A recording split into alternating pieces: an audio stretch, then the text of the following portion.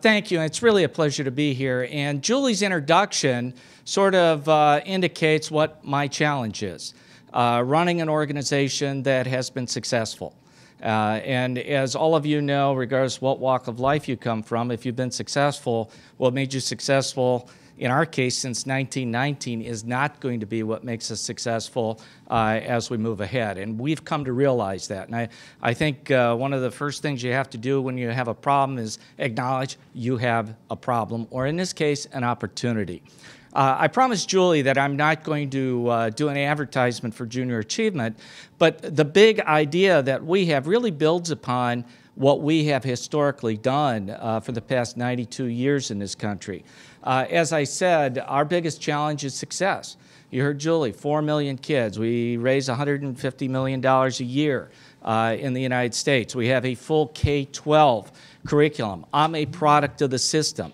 And I think what was interesting hearing today, several of the speakers said that, you know, being an entrepreneur is not just about starting a company and, you know, making money. It's about solving problems. Just a brief background on myself that will play into my bigger theme is I joined Junior Achievement when I was in high school, and it could have been any experience that an organization would provide. But I came out of a background. My father dropped out of high school to go into World War II. My mom had a high school degree, but that was it. He worked in a factory. He hated what he did. And I kind of was going through life with the idea that everything happened to me as opposed to that I could make things happen. And it was because of one individual, an advisor that I had in this J company, that I started to realize that I could make a difference. I was in control of my own destiny. And in some elementary way, that's what being an entrepreneur is all about, making change. And so sometimes I think we make this a lot more complicated than it has to be. But as you heard today, we need to start young with students. Most people, and I'd venture to guess if I said, how many of you heard of Jay, you would raise your hand. And most of you think of us in terms of that company program where kids make a product and go out selling it. Well, in effect, that is the smallest part of what we do now. We're trying to change that. But we have a full K-12 curriculum. And it's focused on entrepreneurship education. It's focused on workforce readiness and financial literacy. So all parts of what I would consider true entrepreneurship education. The challenge is, and the big idea is that within our own entity, we need to make specific tracks. For example, an entrepreneurship track that is more identifiable to the students that is exactly what they're learning. For example, you know, the idea is, what if we taught history in a different way than we teach it today? You know, when you think about it, history, and I love history, history is taught from a geopolitical standpoint.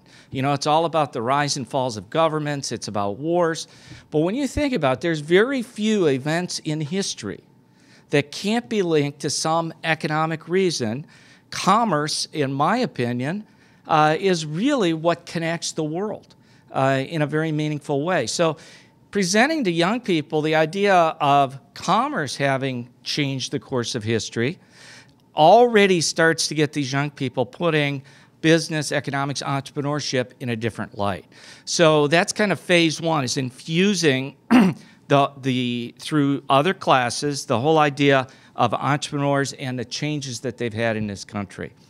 The next part of that, of course, gets into some of the more traditional things that Ed at DECA, Julie at NIFTY are doing, and that is this company experience.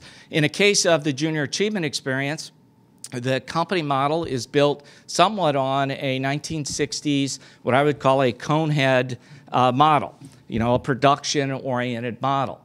Well, our young people today are not going to be starting businesses that fall into that.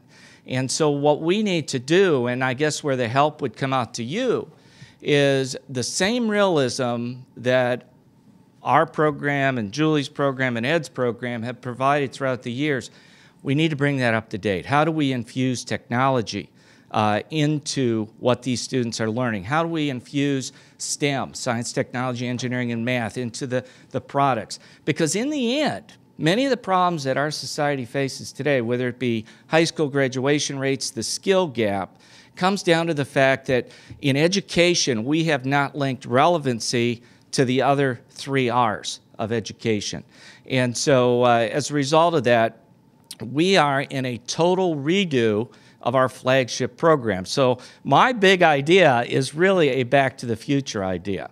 How do we not necessarily scrap this experience that over 80 million young people have had since 1919, and how do we make it more relevant to the young people that are learning differently, exposed differently, and certainly need a different future?